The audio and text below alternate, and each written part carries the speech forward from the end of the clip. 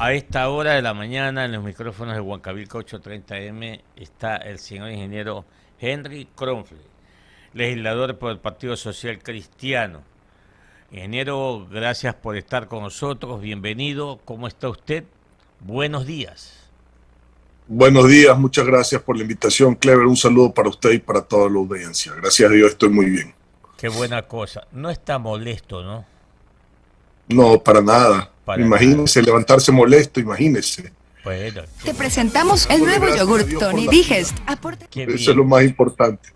Oiga, ingeniero, ¿y por qué devolvieron la proforma presupuestaria que presentó el Ejecutivo para el resto del año? Cuéntenos un poquito eso.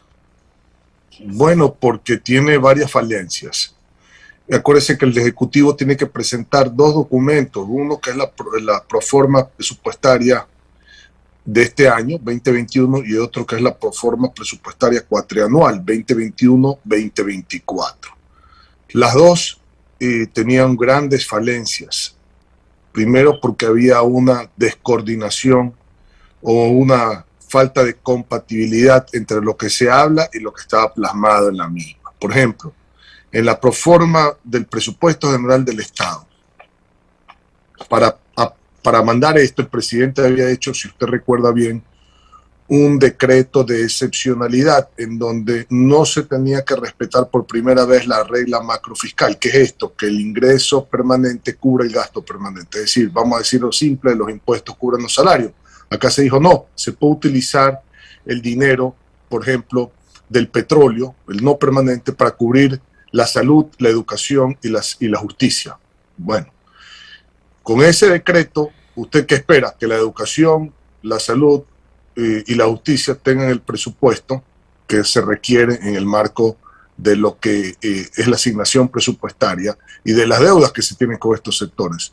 Oh, sorpresa, ni con eso llegaron a los valores que tenían que llegar. Por ejemplo, en educación, 837 millones de 1.429 millones, 58%. ¿Y dónde estaba el pago de la deuda de 835 millones retrasadas? En salud tampoco se había cumplido. Estamos en pandemia y se había ofrecido en campaña comenzar inclusive como un compromiso del gobierno a atender lo que se llama la pandemia oculta, es decir, la hipertensión, la diabetes, la obesidad, las enfermedades crónicas no contagiosas. No había absolutamente nada de esto en el presupuesto. La seguridad social, por ejemplo, no consta ni la deuda, que suma alrededor de 7.700 millones de dólares del gobierno con la seguridad social. Más allá que en el presupuesto de la seguridad social tampoco estaban contemplados los valores correspondientes a la asignación presupuestaria para este año. Maestros, ¿dónde estaban las asignaciones para la jubilación de los maestros que están aún pendientes de pago? Tampoco había. Entonces, en el presupuesto general del Estado vimos una serie de falencias terribles. Mire usted, las universidades cofinanciadas, cómo se han quejado que no les han mandado el presupuesto, teniendo la oportunidad de hacerlo incluso con el ingreso no permanente. Y en la proforma cuatrienal ni se diga, no era compatible absolutamente nada de lo que está hablando el presidente con lo que está en la proforma cuatrianual, que ya es su plan de gobierno, ¿no? Por los próximos años. 7 de la mañana, 11 minutos. Y en este contexto, ingeniero Kronfle, ¿por qué el bloque del Partido Social Cristiano se abstuvo y no dijo no, voto por el no, voto porque se devuelva la proforma? Simplemente se abstuvo. ¿Por qué? Si usted revisa históricamente, nosotros nos hemos abstenido de las proformas presupuestarias porque consideramos que no podemos ser un obstáculo para el gobierno, pero tampoco nos podemos hacer corresponsables de una planificación económica que depende de la Secretaría Nacional de Planificación, un Plan Nacional de Desarrollo, del Ministerio de Economía, de cuantificar ese Plan Nacional de Desarrollo en una proforma cuatrianual. Al no estar de acuerdo, le estamos dando un mensaje al gobierno: continúe con lo que usted quiera hacer, pero no nos haga corresponsables. Lo otro es decir, o se puede interpretar como tratar de bloquear. Nosotros no bloqueamos más allá que la proforma no se puede bloquear porque pasa por el Ministerio de la Ley. Consideramos que es responsabilidad absoluta del gobierno y no de la legislatura el hacer la planificación económica para justamente gobernar y llevar a cabo un plan nacional de desarrollo, más aún cuando se trata de un plan de 4 años. ¿Se trató entonces con estrategias y con cálculos políticos? ¿Se puede pensar así? No, siempre nos hemos abstenido porque consideramos conceptualmente que el único responsable sobre la planificación estratégica en los recursos del Estado a través del Plan Nacional de Desarrollo es el gobierno, no es la Asamblea. Y no podemos ser nosotros corresponsables para avalar algo, primero, que está mal hecho, y segundo, que ya está observado. 7:13. Enero Jorge perdón, siempre digo Jorge, y gran amigo también, Henry Kronfle. Vea, el abogado Jaime José Nebot Sari, en la Convención Nacional del Partido Social Cristiano, que fue elegido presidente vitalicio, dijo que el gobierno ha cumplido con la vacunación. El resto lo debe. Es más, incluso está haciendo cosas que no corresponden para beneficio de los ecuatorianos. ¿Y usted está de acuerdo con esas expresiones del abogado Nebot? ¿Qué cree que debe hacer el gobierno de una forma rápida, o por lo menos darle señales a los sectores productivos, a los denominados pues agentes económicos, en materia casualmente de economía? Porque ya los ecuatorianos y particularmente los sectores productivos ya tenemos conocimiento que también en el Ministerio de Economía y Finanzas ya hay cambios. Ya el hijo del Chato Castillo, que dije hace poco, opositor, adversario político del actual presidente de la República, ahora ha sido nombrado viceministro de Economía. En su criterio, en su experiencia, en sus conocimientos, ingeniero Kronfle, ¿qué es lo que debería hacer? ¿Qué señales debe de dar el gobierno en materia económica para que estos sectores, estos agentes económicos se creen otra expectativa? Déjeme contestar por parte de su pregunta. Primero, por la parte final, ¿qué debería hacer el gobierno? Cumplir con su compromiso de campaña, porque eso fue por lo que el pueblo votó y por eso está en el poder el gobierno que está ahora en el poder. Entonces, lo primero es cumplir. Uno no puede ir a hablar una cosa en campaña y ya cuando se está en el poder hacer otra. Eso es lo primero. Lo segundo, ¿cumplir qué? Contestando su pregunta. Lo segundo, lo que habló Jaime José, como usted le dice, Nebot, no es una opinión de él, no es lo que dijo él. Él lo que está diciendo es, esto es lo que nos está dando el gobierno, esto es lo que dice el gobierno, porque él solo se remitió a las cifras de la proforma presupuestaria, sobre todo la cuatrianual, que es la que preocupa, porque es el plan de gobierno de los próximos 4 años. Eso estrictamente desde el punto de vista a lo que se refirió, y ya lo voy a explicar. De dos formas. Uno, desde la parte política. ¿Cómo se puede hablar de bloqueo? Pues si se mandó la ley de comunicación y está en trámite, se mandó la ley orgánica la ley orgánica de educación superior, la LOES, la reforma, y está en trámite, y se manda el presupuesto general del Estado y tiene que pasar por el Ministerio de la Ley independientemente de la votación de la Asamblea. Entonces, ya hay que dejar de jugar con el tema del desprestigio de la Asamblea Nacional, de que se dedique a bloquear, porque el gobierno, en su programa de gobierno, la mayor parte de su ejecución está en el gobierno, no está en temas que radican en la legislatura. Entonces hay que dejar de hablar un poco menos y hacer un poco más. Eso desde el punto de vista político. Vamos desde el punto de vista económico. ¿Qué dijo Jaime José Nebot? Dijo lo que está en la proforma. No es una opinión de él, es lo que está en la proforma. Si usted revisa el gráfico 14, en el presupuesto cuatrianual, El presidente ha dicho que la producción petrolera se va a duplicar 100% en 4 años. Bueno, revise el gráfico 14, pasa de 486.000 barriles diarios de petróleo en el año 2021 a 529.000 barriles de petróleo diarios, me refiero, en el año 2025. 25, es decir, 8% en este periodo. Frente a las declaraciones que usted ha escuchado del Ejecutivo de más mundo en Ecuador y más Ecuador en el mundo, es decir, integración comercial.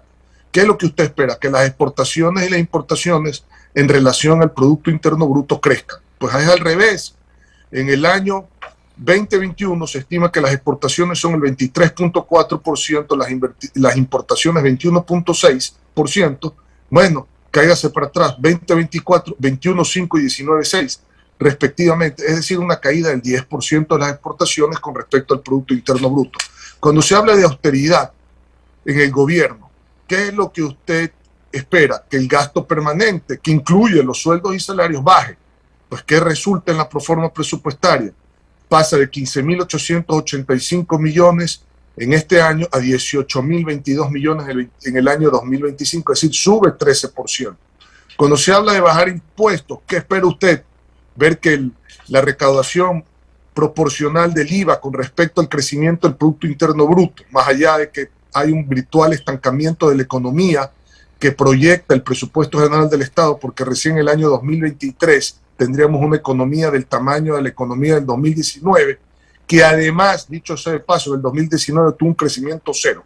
Si usted revisa el IVA, el impuesto a la salida de divisas y el impuesto al consumo especial, aumentan entre el año 2021 y el año 2025 con una economía estancada. Es decir, solo se puede explicar esto no por crecimiento económico, sino por alza de tributos. Cuando usted oye a un ministro, al presidente ir a un notario y firmar una cantidad derogatoria de impuestos y escucha a un ministro decir que va a haber impuesto al patrimonio, que van a haber exoneraciones, digamos, de las exenciones, va a haber una revisión de las exenciones de los impuestos, entonces es contradictorio. Y por último, cuando usted le dice al pueblo, le voy a dar en el presupuesto general del Estado la prioridad para los sistemas de salud, educación y justicia, sobre todo cuando estamos en una pandemia, y en la misma página 21 del documento que está denominado Proforma Presupuestaria Cuatrienal, en el último párrafo dice que la deuda pública es la prioridad para dar confianza a los acreedores. Entonces, hay unas contradicciones totalmente enormes entre lo que se dice y lo que está. Entonces, no es la opinión nuestra, ni la de Jaime José Nebot Sade, sino lo que está en los números. Lo que estamos haciendo es solamente, señores, esto es lo que ustedes dicen, no lo que nosotros decimos. 7:21 minutos, dialogando con el ingeniero Henry Kronfle, legislador de la República del Ecuador, representando el Partido Social Cristiano.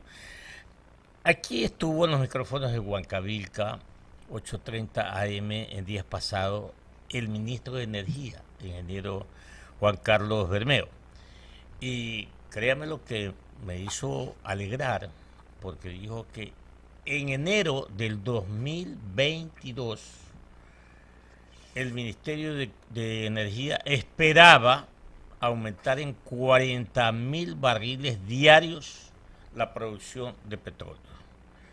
Entonces, si el ministro dice esto y ahora estamos viendo otras cifras, obviamente que nos vamos a confundir.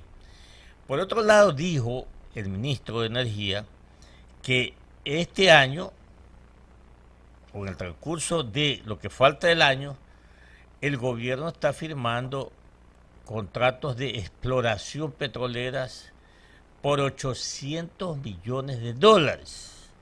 Es decir, van a ingresar a la caja fiscal. Y también cuando se refirió al sector minero, el gobierno está suscribiendo contratos de exploración minera por 300 millones más 170 millones, 470 millones. En una aritmética elemental, es una suma, 800 más 470 son 1.270 millones que en el evento que sea una realidad, esto va a la vena en la caja fiscal. ¿Cómo entonces es esta situación para el legislador Henry Crowe? Ojalá que sea cierto, ojalá que sea cierto, porque el país, si le va bien al gobierno, nos va bien a todos, y le va bien al país y sobre todo a la gente más pobre. Yo quiero que le vaya muy bien al gobierno, quiero que el país salga adelante, quiero que los ecuatorianos tengan empleo, para eso trabajo, para tratar de alguna manera desde el servicio público hacer un impacto positivo en la vida de los ecuatorianos. Ojalá que sea cierto, pero parece que existe una desconexión y ahí es donde está la preocupación entre lo que habla el ministro de Hidrocarburos y el ministro de Finanzas. Alguien está equivocado. Cuando usted revisa el gráfico número 14 de la proforma cuatrianual, que es la que proyecta 2021, 22, 23, 24 y 25 en producción de crudo promedio del Ecuador. Ese gráfico 14 demuestra que el promedio de barriles diarios de petróleo para el 2021 se estiman en 486,000 barriles diarios. Si usted me dice que eso va a aumentar 40,000 barriles, eso quisiera decir 526,000 barriles diarios. Esos 526,000 barriles diarios se estiman para el 2025 en esa proyección de la gráfica 14. Para el año 22, que usted hizo referencia, llega apenas a 493,000 barriles diarios. Es decir, es un incremento no de 40,000 barriles diarios, sino de 7,000 barriles diarios. 7,000 barriles diarios en 486,000 barriles diarios no es ni siquiera el 2%. Entonces, yo no entiendo qué es lo que se habla y qué es lo que se presenta. De ahí que esta proforma, con mayor razón, no podía ser aprobada porque parece que hay una desconexión entre lo que se dice y los números que se presentan al país. 7:25 minutos en Ecuador continental, ingeniero Kronfle. Yo recuerdo clarito, como se dice comúnmente, cuando usted fue presidente del Comité Empresarial Ecuatoriano, que luchó bastante para que se dé esta ley APP, Alianza Pública Privada. Y el expresidente Rafael Vicente Correa Delgado, pues, invitó a desayunar, a almorzar, a cenar, y al final del día no se dieron las cosas. Entonces, ¿qué quiero decir con esto? Usted es un hombre positivo. Debo decirle al público oyente que usted no vive de la política, usted vive de su trabajo. Usted es un empresario, exitoso por cierto, preparado. ¿Y por qué de pronto no hay la iniciativa desde la Asamblea Nacional llamar a algún alto funcionario del presidente Lasso y decirle, oye, mira, reunámonos a ver cómo salimos con esto, porque realmente estamos perdiendo los dos? La imagen de la Asamblea no está precisamente en el mejor momento. Aquí hay peleas y cosas por el estilo que son de dominio público. ¿Y por qué no nos reunimos, intercambiamos ideas y a ver cómo armamos este tablero? Porque el Ecuador cada día se debilita, cada día no avanzamos, estamos estancados. Por ahí se están señalando cifras de crecimiento, pero para determinado sector, pues no todos los sectores van a crecer, pues. Entonces, usted, repito, que se ha caracterizado por hacer acercamientos. ¿Por qué no hacerlo ahora, ingeniero Kronfle? No, siempre lo he hecho. Déjeme decirle que mis declaraciones han sido públicas. Si usted las ha recogido como periodista, he dicho con claridad, y cuando me han llamado algún asesor, algún ministro, lo que fuera, encantado de conversar. Eso sí, a mí me gusta conversar Si es un tema que tiene que ver con la legislatura, encantado, se lo recibe en la Casa Legislativa de Guayaquil o en la propia Asamblea Nacional en Quito. Se tiene que hacer esa conversación pública, tiene que estar la prensa invitada y se tiene que tratar la materia con el ministro del ramo. Pero a mí no me gustan las reuniones ocultas, que no tengan prensa, que después se sale de la reunión y se declara lo que se le da la gana a uno o al otro. Yo con mucho gusto, pero siempre con transparencia. Así lo he dicho. Pero además he planteado los únicos 3 posibles escenarios que existen para poder sacar un plan de gobierno. Porque hay cosas que son del Ejecutivo, hay cosas que son del Legislativo, y hay cosas que si no van por ni el Ejecutivo ni por el Legislativo, tienen que ir por una consulta popular. Así de claro. Entonces, ya dejémonos de enredarnos en discursos de politiquería. El bloqueo de la Asamblea. Parece que hay una suerte de confabulación para atacar a la Asamblea Nacional, para decir no avanzo por la Asamblea. Pero si no han mandado nada a la Asamblea Nacional, más que la Ley de Comunicación, la Ley de Educación Superior y el Presupuesto General del Estado. 2 cosas, las 2 leyes se están tratando. El presupuesto pasa por el Ministerio de la Ley con asamblea o sin asamblea. Entonces, ¿dónde usted cree que está el gran cumplimiento por parte del gobierno en lo que está en el compromiso de campaña? En el Ejecutivo, en el Ejecutivo. Entonces, la ley de alianza público-privada, sí, yo se la propuse al presidente Correa en su momento, él me hizo un decreto, le dije que decreto no era suficiente y finalmente empujé por la ley de alianza público-privada. Efectivamente, yo he sido el impulsor de la ley de alianza público-privada y lo dije y lo vengo diciendo hace más de 15 años. Cuando baja el precio del petróleo y no sea el Estado el motor de la economía, si es que no hay una ley de alianza público-privada para poder hacer las concesiones, las asociatividades, etcétera, para poder llevar a cabo con dinero privado actividades reguladas por el Estado a través de el marco de la ley de alianza público-privado, se va a estancar la economía. Yo ya lo venía viendo. Entonces, ¿dónde están las concesiones? ¿Dónde están las monetizaciones? ¿Dónde está la inversión? ¿Dónde está lo que se prometió en campaña, por ejemplo, en computadoras, en los 300.000 almuerzos diarios a la gente más vulnerable, en los equipos para la pandemia oculta, es decir, pulso oxímetro, balanza para pesarse, medición de la tensión, de la hipertensión, o sea, de la presión arterial, en la medición del azúcar, se iban a regalar esos equipos, las computadoras para teleemprendimiento, para teleeducación, para los talleres que se iban a implementar gratis de manualidades para generarle un ingreso a la familia ecuatoriana. ¿Dónde está el internet, como le digo, gratuito, inalámbrico, en la zona rural del país, para que los alumnos que puedan conectarse justamente a la educación telemática? Todo eso que le estoy diciendo no sumaba más de $3 de cada $100 del presupuesto general del Estado. Es decir, no llegaba ni siquiera al 3%. ¿Usted cree que es justo o no es justo para la gente tener 3 de cada $100 en todas estas cosas que le estoy diciendo para salir adelante? 3 de cada 100. Repito, 3 de cada 100. Eso es un tema del Ejecutivo.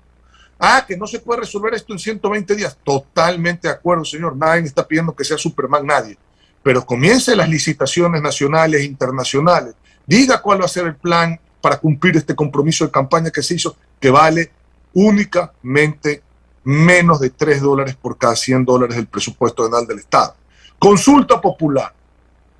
Bueno, ya diga qué es lo que va a consultar, que tanto se dice de la consulta popular. ¿Qué es lo que se va a consultar que se pueda consultar en una consulta popular? Y bloqueo de la Asamblea. ¿Cuál es el bloqueo? Si lo que ha mandado se ha enviado.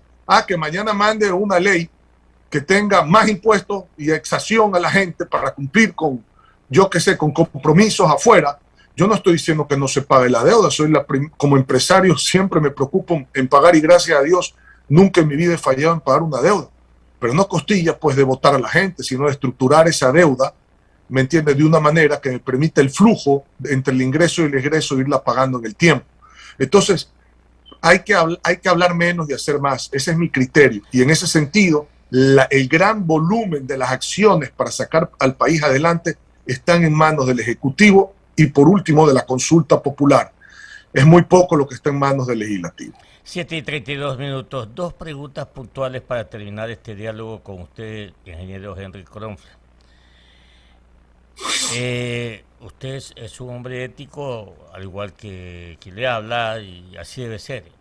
Usted tiene un título académico profesional y nosotros ahora tenemos un ministro de Economía. Créamelo que yo, modestia aparte, he sido presidente del Colegio de Economistas del Guaya, presidente de la Federación Nacional de Economistas, y jamás lo conocía, don Simón Cueva. Pero eso no significa que no sea economista. Pero los antecedentes del economista Simón Cueva no son precisamente, yo diría, positivos, ¿no? Porque ha sido funcionario del Fondo Monetario Internacional. Todos sabemos qué es lo que hace el Fondo Monetario Internacional. Sus funcionarios son tecnócratas. Para mí, y esto va bajo mi responsabilidad, ellos no huelen la calle. Estos tecnócratas no huelen la calle. Y no son buenos precisamente los antecedentes de don Simón Cueva, porque la historia dice, o las páginas de los periódicos que no se borran, él tuvo un mal momento, por así decirlo, en Bolivia, en la presidencia del señor Sánchez de Lozada, donde precisamente y coincidentalmente él pedía ponerle un impuesto a las personas de bajos ingresos, y eso tal cual ha declarado aquí dos veces. La primera dijo que a los que ganan $550, y después dijo a los de $1,000. Entonces esta situación, lejos de darle estabilidad a los ciudadanos y particularmente a la clase media, es lo contrario, lo desestabiliza. ¿Qué criterio le merece este particular? Y lo segundo, ingeniero Henry Kronfle, es, a lo mejor usted se aventura a la contribución, una vez más, que debemos hacer los ecuatorianos para seguir pagando el gasto corriente, el gasto público, y para supuestamente bajar o atenuar el monto del déficit, que está entre 4.800, 5.000 millones de dólares. No sé, una estimación que no sean 1.000, que sean a partir de los $3.000, que digo yo $3.000, no he hecho ningún cálculo econométrico, nada, pero me supongo. ¿Usted qué opinión tiene al respecto de estas dos precisiones? A ver, usted no está dando una opinión suya subjetiva, usted se está remitiendo a la historia, y la historia que usted está contando es una historia cierta, está publicada en los periódicos, inclusive los pueden revisar cualquier persona en el internet, que durante el periodo que fue representante del Fondo Monetario Internacional Simón Cueva, durante el gobierno de Sánchez de Lozada, implementó un impuesto a los bajos ingresos, lo mismo que se quiere hacer aquí en el Ecuador. La pregunta es, para yo no dar una opinión subjetiva, sino remitirnos a la historia como usted lo ha hecho, ¿cuál fue el resultado de esa política? ¿Qué pasó con el gobierno de Sánchez de Lozada después de la implementación de la política de Simón Cueva de poner impuestos a los bajos ingresos? ¿Usted sabe cuál fue el resultado del gobierno de Sánchez de Lozada, mi querido Clever? Le bajaron la cabeza. Le bajaron la cabeza. ¿Queremos eso para el Ecuador? Yo por lo menos no quiero eso para el Ecuador. Usted tampoco. Tampoco. Creo que los ecuatorianos no queremos que mañana caiga el presidente por un calentamiento de las calles, por tomar una política en este sentido. Entonces, si la historia le enseñó las consecuencias, ¿por qué cae sobre el mismo error? ¿Cómo usted pretende tener un resultado diferente haciendo lo mismo y entendiendo cuál es el resultado de hacer eso?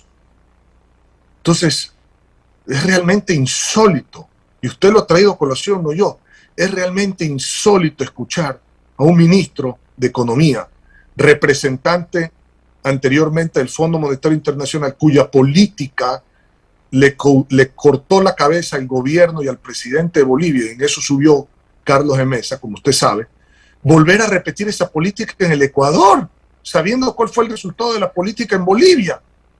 Pueblos similares, hermanos. Oiga, es que es una cosa de locos. De ahí lo que usted me pregunta es, bueno, mañana se implemente ese impuesto, si ni Dios quiera, no veo cómo pase eso en la asamblea, pero si ni Dios quiera llegará a pasar. Bueno, tendremos que cumplir, pues. Pero nosotros cumpliremos. Pero los más pobres. Y el tercer paso es, ¿usted cree que los impuestos que pagan los ricos no se trasladan en los precios de los productos que manufacturan esos dueños de esas empresas a toda la cadena? Es decir, finalmente al comprador, que el comprador es el pueblo ecuatoriano de ese producto. O sea, ¿usted cree que los impuestos no se trasladan para venir a decir con un discurso a la ligera, este es un impuesto para los ricos y no para los pobres? Gran parte de ese impuesto, usted sabe muy bien, como economista, que gran parte de ese impuesto se traslada. Y la parte que no se puede trasladar en los productos es la parte que no se puede vender. Es decir, tiene doble efecto: el empobrecimiento masivo y la contracción económica que genera desempleo y más empobrecimiento. Y quita la capacidad de compra. Entonces, si eso no se entiende a estas alturas, que la economía tiene que crecer a través de incentivos para tener mayor movimiento económico, mayor inversión y mayor empleo, y se cree que subiendo impuestos, sacándole el dinero al bolsillo de la gente, para que no pueda comprar, para que no puedan las empresas vender y por lo tanto no puedan invertir y no puedan crear empleo, si esa creen que es la salida cortoplacista y que además de eso los impuestos de los ricos no se trasladan a los pobres en los productos y en los bienes, en los servicios, pues no entendemos ningún principio económico o no conocemos, como usted dijo empezando su pregunta, la economía real. Por eso a mí me gustan los ministros de economía que vienen del sector productivo, que han tenido empresas, que conocen la economía real, no que están en los libros de texto sin entender, como usted muy bien dice, la calle. Sí, señor. Bueno, el arte de la política es el diálogo, y yo estoy seguro que usted y todos los ecuatorianos que queremos el país, que queremos que avance, estamos abiertos siempre a un diálogo en tanto en cuanto no perjudique, no empobrezca más a las clases sociales, particularmente a las populares y a la clase media. De acuerdo, siempre abiertos al diálogo. Un abrazo para usted, ¿ah? Igualmente, muchísimas gracias y un abrazo para toda la audiencia. Que le vaya muy bien. 7:40 minutos fue el ingeniero Henry Kronfler.